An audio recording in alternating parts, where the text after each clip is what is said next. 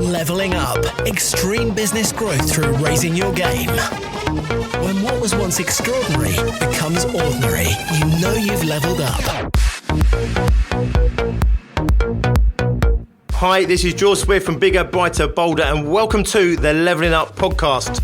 The Leveling Up podcast is here to give you the personal development, the entrepreneurial development, and the business growth that you, the ambitious business owner, desires. I'm here to give you the inspiration, the motivation, but above all else, as always, to challenge your aspirations to take you and your business to the next level. Don't forget, subscribe and never miss an episode. And in this episode, we are talking about creating deep-rooted behavioural change. Why is it important? Well, it's really simple. If you want things to change around you, if you want different, you need to do different. And if you want to do different, you need to be different. You need to change your behaviours habitually at a deep-rooted, conditioned level so that you fundamentally are operating at a different level, so that you can get the results that new behaviour returns.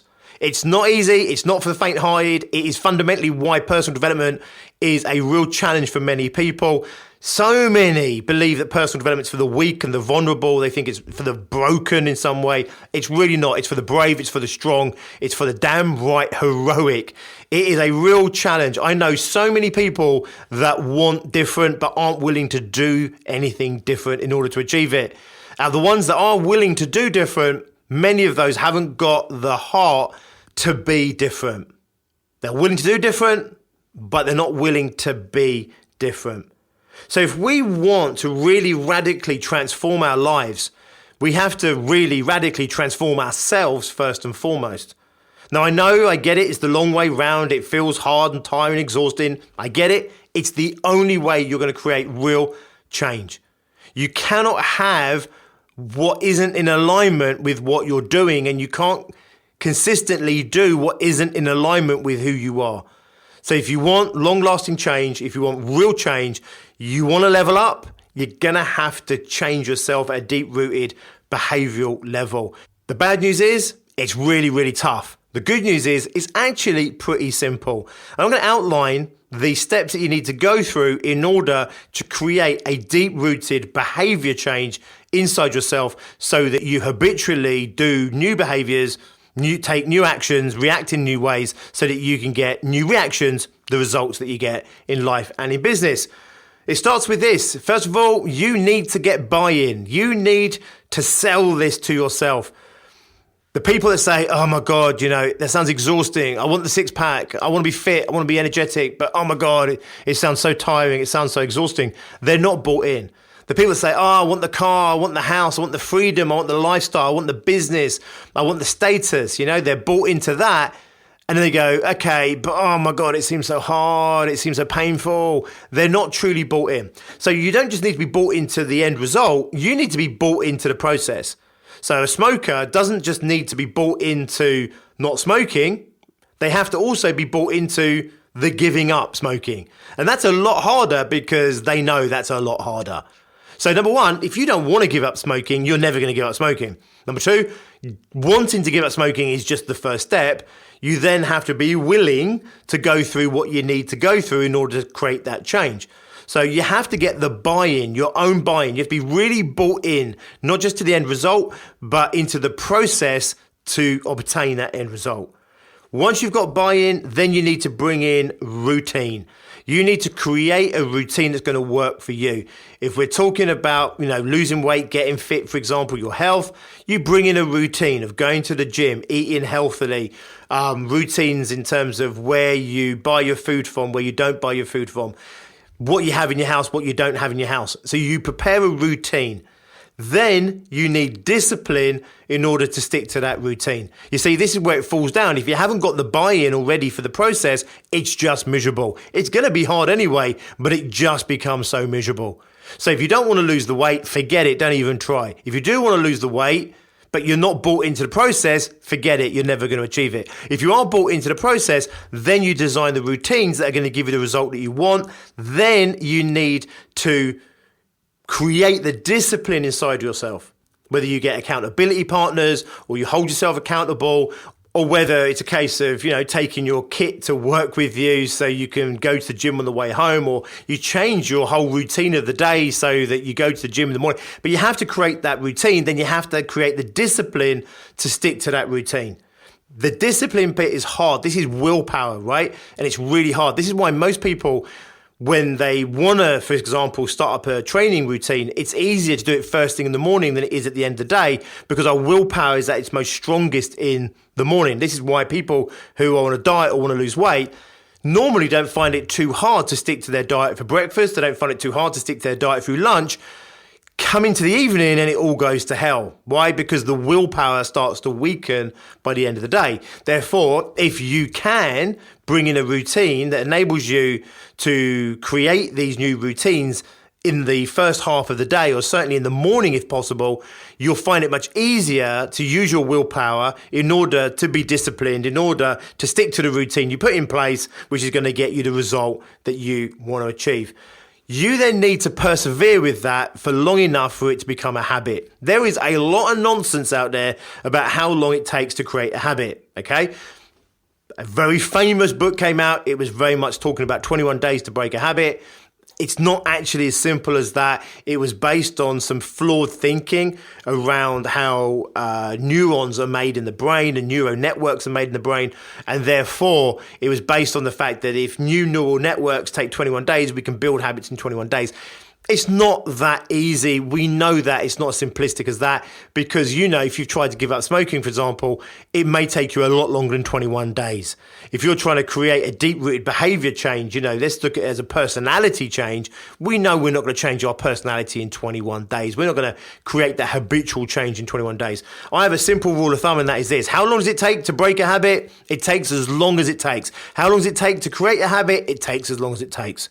How do you create a habit? You have to do something for long enough. How do you break a habit? You have to stop doing something for long enough. That's it. It's that simple. It's just not that easy. Once you start to build that habit, however, the controls start to get handed over to the unconscious. The unconscious starts to take over. So if you go to the gym as your morning routine for long enough, it won't be that long before you start seeing the unconscious getting involved in the process. In other words, you might have a day where you miss your morning workout and it will grate, you'll feel bad about it. You'll feel guilty about it. You'll feel lazy. You'll be punished by your unconscious for not doing the workout. That's a good sign, by the way. It's not a good feeling, but it's a good sign. What it means is the unconscious is starting to be on board with this habitual way. And when you don't align with that, when you break that, it will feel uncomfortable and it will punish you, because it wants you to go back and do that thing. That's a really good sign. It means your unconscious is on board. Just because you developed a habit, however, doesn't change everything. It becomes easier, by the way, now as the unconscious starts to do some of the heavy lifting for you in the new behavior changes. However, the real change doesn't happen until it's conditioned in you. Now, for something to be conditioned in you will take a little while. What that means is the habit is so ingrained in who you are that you are sleepwalking your way through the new behavior. It's so ingrained in you that waking up and going to the gym is as normal as waking up and grabbing the cup of coffee used to be in the old days. Or, as easy as it was to hit the snooze button, it's as easy as that to get up and go for a run first thing in the morning. It's conditioned in you. Now, this is good because it means that you're on autopilot. When something's conditioned, not only is it a habit, a habitual way of being, but it's so habitualized that it's conditioned into the very fabric of your personality. It's who you are. It's who you're being. And you know this today. Anything you do that violates fundamentally your rules, your conditioning, feels very uncomfortable. You'll fight, not you personally, but your unconscious will fight to get you back into the behavior, back into the routine that it's learned and has been conditioned as safe for you. So it can take a little while. It might take you months. It may even take you 12 months or even longer for that new behavior to be conditioned so deep into you that it fundamentally is who you are now. Once it's there, once it's in place, by the way, yes, you can still potentially go back to the old behaviors. That's possible. However, it's much less likely that you'll revert back to your old ways and much more likely that you'll continue with these new habits, these new behaviors. So my message to you going into this weekend is this. where do you need to create those behavior changes? Where have you tried to create those behavioral changes, but maybe you just haven't done it for long enough, or you haven't really approached it in the right way, or you didn't realize maybe just how fucking tough this game really is. You went to a guru camp somewhere and it was like, yeehaw, you can change yourself in 10 days. You had a fundamental shift maybe in those 10 days and you came back to your old life and all the old ways came back. You were disappointed, you were frustrated, and you felt, oh, this personal development shit doesn't work for me. I get it, right? But to recap, number one, if you want to create real long-lasting change in your life, you do need to create deep-rooted behavioral change in yourself. Number one, you need to get the buy-in, not just from the outcome, you need the buy-in for the process to achieve the outcome. It's not going to be easy. It's not going to be a walk in the park, and therefore you need to go in with your eyes wide open and you need to have absolute buy-in, not just from yourself, but from your unconscious. You need to have the buy-in. Number two, create the routine that makes it easier for you to stick to it. A routine is far better. I go training Monday, Wednesday, Friday, 7:30 in the morning on the way to work. Or I go Tuesday, Thursday and Sunday and I do it X, Y, Z. Much easier to stick to a habit, to create those disciplines if you have a routine.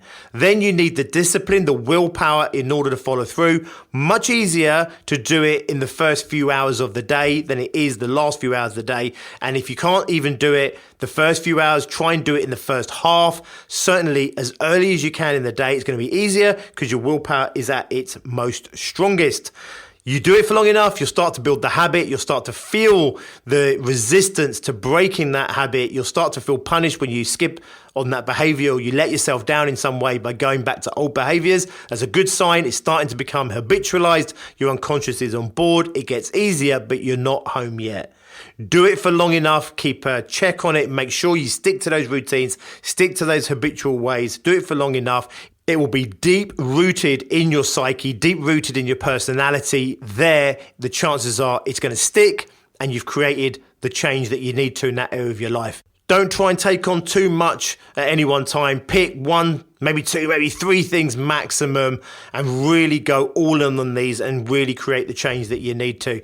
Pick the worst offenders if you're brave enough. If not, pick something that gives you some easy wins so you buy into this process so that then you maybe start to apply it on the tougher battles that you might have with your unconscious behaviors right now that aren't serving you in the way that you'd want them to, that are holding you back from creating the business, creating the life, creating the success that you'd otherwise want to have. Go into the weekend, think about where you need to create that change, get the buy-in for the unconscious, create those routines, dig deep on that willpower and discipline, create the habits, build the conditioning. You will not only change yourself, you will change your life.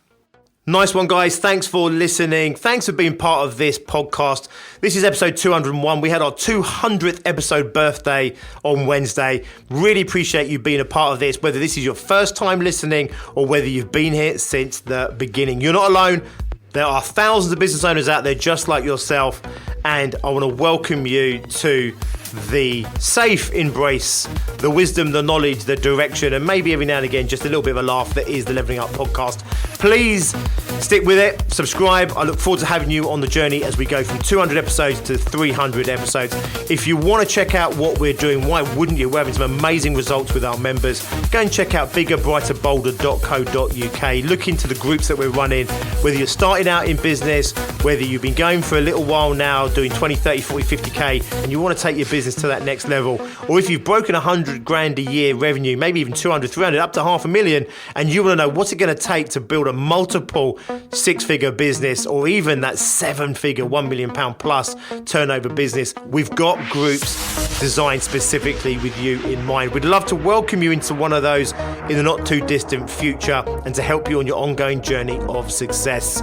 I will see you on Monday. Have an awesome weekend. Until then, as always, be successful. Leveling up. Extreme business growth through raising your game. When what was once extraordinary becomes ordinary, you know you've leveled up.